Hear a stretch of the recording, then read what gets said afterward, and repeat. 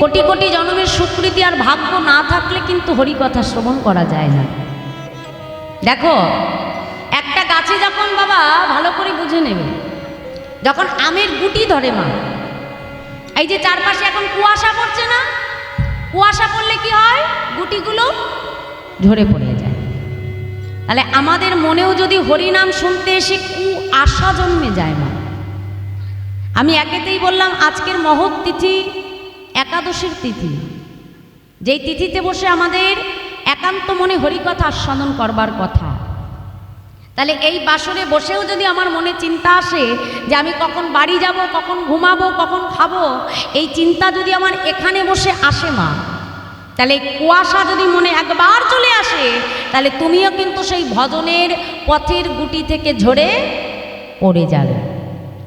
এরপরে কি হয় দেখবে, গাছে বড় বড় একটু আম যখনই ধরে, মানে ধরলো কি না ধরলো, একটু বড় হলো কি না হলো, পাড়ার ছেলেরা কি করে, সঙ্গে সঙ্গে গাছে ঢিল মারতে আরম্ভ করে। আর যেই না ঢিল মারে কি হয়, আবার কিছু আম ঝরে পড়ে যায়। তাই হরিবাসরের ঢিল মারা হয় মা। নিজে যখন যাচ্ছে ডাকবে, এই দিদি, এই আমি তো যাচ্ছি, তুই কি আমার সঙ্গে যাবি? রাত হয়ে গেছে, শোন, একা একা যেতে পারবি না, দেখতে পারবি না, আমার সঙ্গে যাবি? মানে নিজের তো ক্ষতি করলো মা, পাশের জনেরও ক্ষতি করে নিয়ে চলে গেল। মানে আমারও হলো, ওরও হলো, তাকেও নিয়ে চলে যাবে সঙ্গে করে। হ্যাঁ কি মা, তাই না?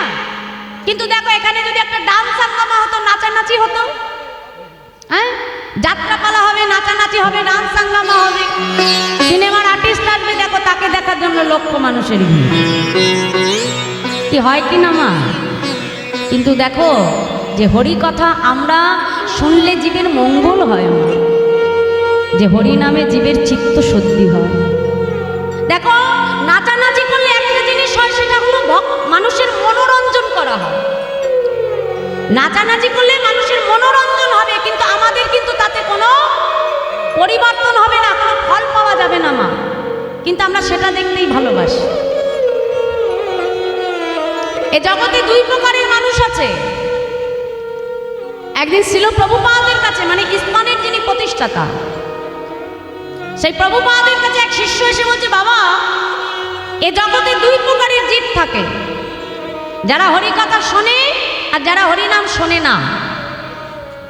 হ্যাঁ, তাহলে এ জগতে যারা হরিকথা শোনে তাদের শেষের দিনে কি হয়, আর যারা হরিনাম শোনে না তাদের শেষের দিনে কি হয়?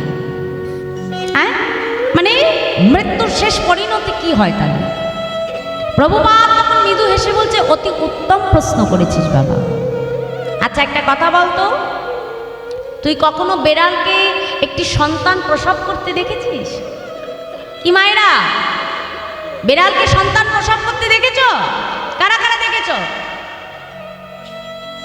বেড়াল দেখবে যখন সন্তান প্রসব করে, হ্যাঁ ওই ছোট ছোট বাচ্চাগুলোকে কিছুক্ষণের মধ্যেই দেখবে মুখে করে এক জায়গা থেকে অন্য জায়গায় নিয়ে চলে যায়, কি তাই তো মা? কিন্তু বাবা দেখবে যখন মুখে করে নিয়ে যায়, গালের মধ্যে করে যখন নিয়ে যায়, তাহলে তার সন্তানের গায়ে এতটুকু আঘাত লাগে বাবা? লাগে বাবা? লাগে না তো। সেই একই বিড়াল বাবা যখন চোখের সামনে একটা ইঁদুরকে শিকার করে, ওই একই মুখ, একই হাত, একই দাঁত, কিন্তু ইঁদুরটিকে কি অমন আলতোভাবে ভালোবেসে ধরে? ইঁদুরটিকে কি করে, দাঁত দিয়ে ধরে ছিঁড়ে টুকরো টুকরো করে তাকে আহার করে। তাহলে ভেবে দেখো, একই বিড়াল যখন ইঁদুরকে ধরছে তখন তার এক রূপ, আবার যখন সন্তানকে নিয়ে যাচ্ছে তখন তার এক রূপ। তাহলে মাগো এ জগতে যারা হরিনাম শুনবে মা, যারা হরিকথা সাধন করবে, ওই শেষের দিন আমাদের জীবনে সবার একদিন ঘনিয়ে আসবে মা। সেই দিন ভগবান যারা হরিনামে নিজেকে ডুবিয়ে রাখবে, শেষের দিনে ভগবান সন্তানের মতো করে আলতো করে তাদের বৈতরণী নদী পার করে নিয়ে যাবেন। তাই গৌর হরি বল হরি। আর যারা আমরা হরিনাম শ্রবণ করছি না মা, হ্যাঁ তাদের দশাটা কি হবে? ওই ইঁদুরের মতো করে নরকের জ্বালা ভোগ করতে করতে আমাদেরকে যেতে হবে। রাধা গোবিন্দ মিলিত তনু হলেন আমার এলেন কোথায়? শ্রীরাম নবদ্বীপ মাঝে। সেই নদীয়ার চাঁদ আমার গৌর হরি 24 বছর বয়সে তিনি সন্ন্যাস নিলেন মা। আর সন্ন্যাসের পর তার দাদা নিতাই চাঁদ পুনরায় মহাপ্রভুকে ফিরিয়ে এনেছিলেন অদ্বৈত ভবনে শান্তিপুরে। আর সেই শান্তিপুর হতে মাতৃ আদেশে প্রভু গিয়েছিলেন কোথায়? শ্রীক্ষেত্র পুরীধামে। সেই পুরীধামের মাটিতে দাঁড়িয়ে আজ অতি প্রাতকাল গৌরহরি জগন্নাথকে দর্শন করছে। দেখতে দেখতে ভক্তগণের দিকে তাকিয়ে বলছে, ভক্তগণ তোমরা সকলে আমার সঙ্গে বলো। কি বলবো প্রভু? তোমরা বলো, প্রভাত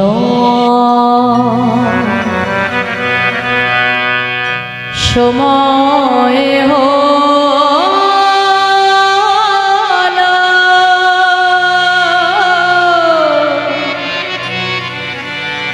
কৃষ্ণ কৃষ্ণ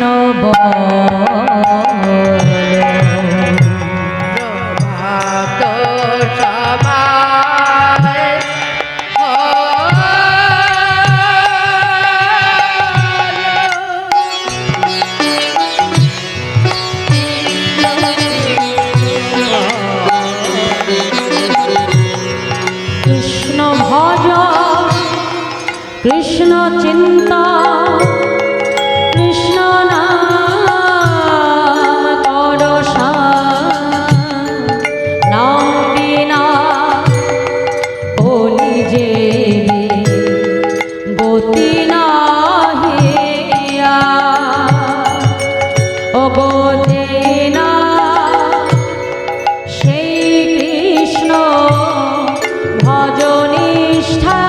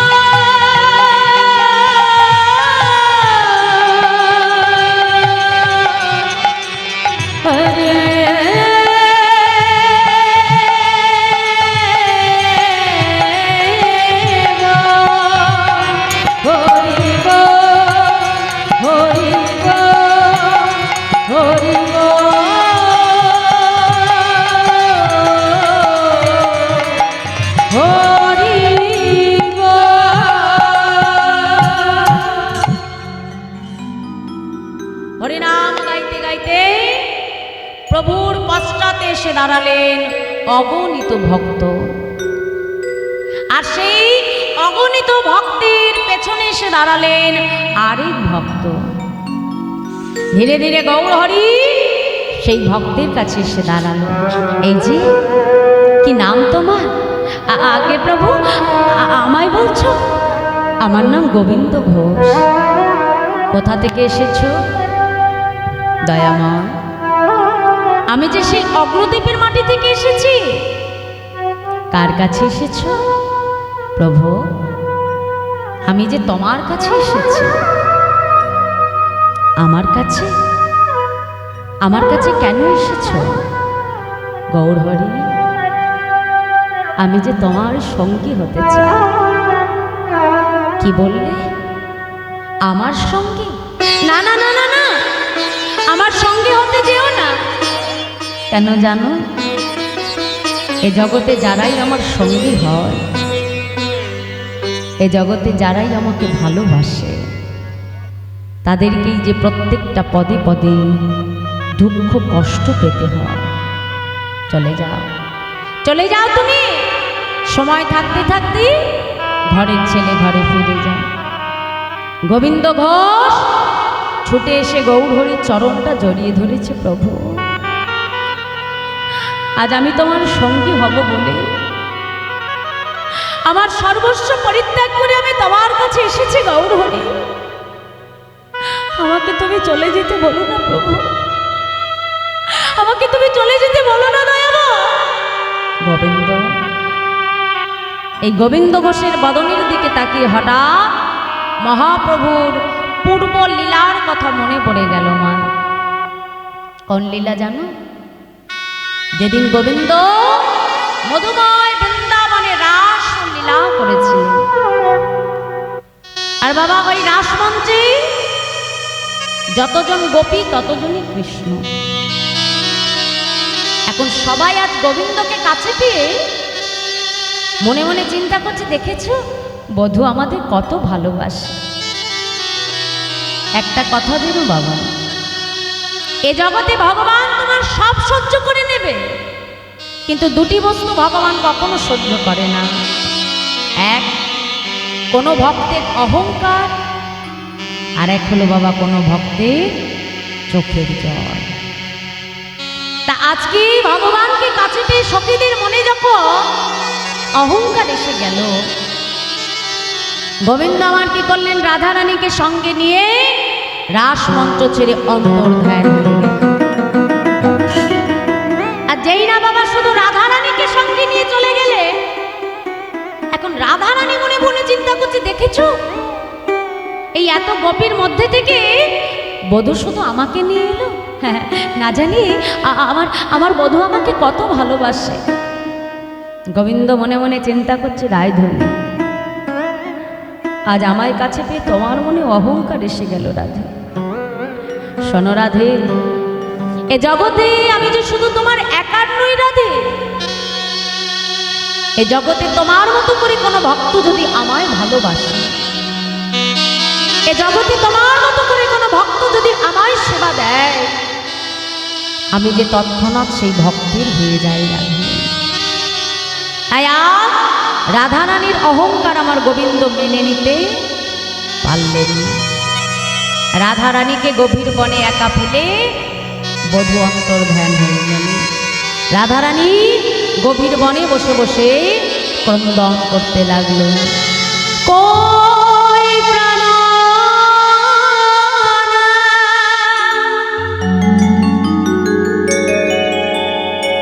কোথায় প্রাণ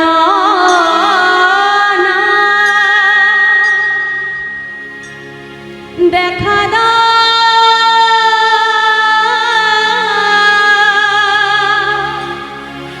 তুমি দেখা দাও।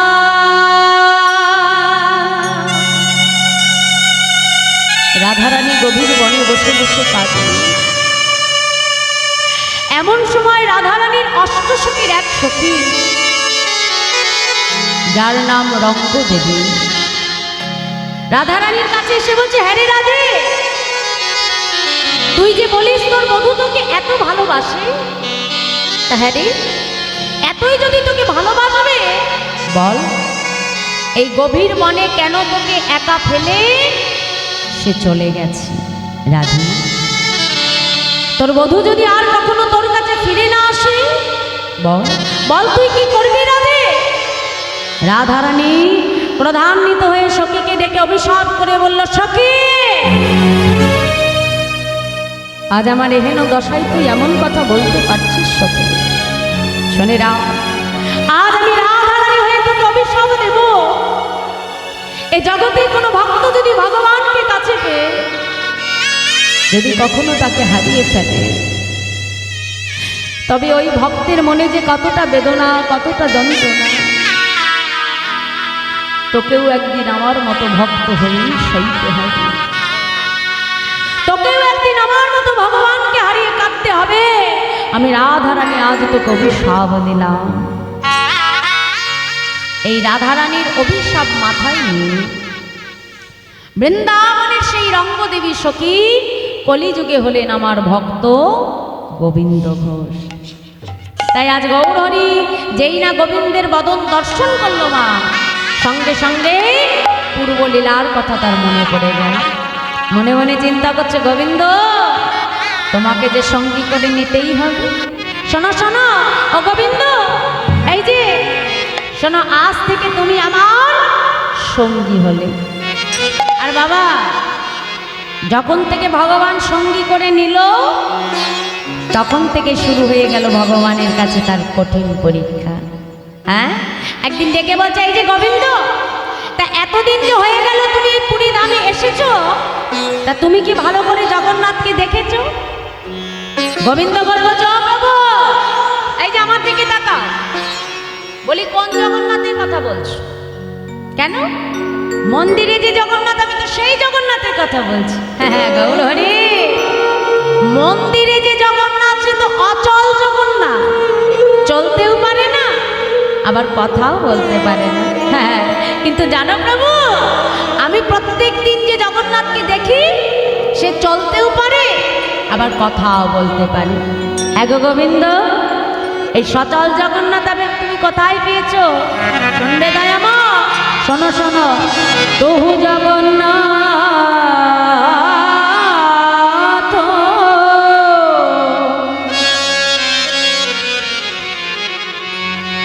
এই জগতে কাহা ও সে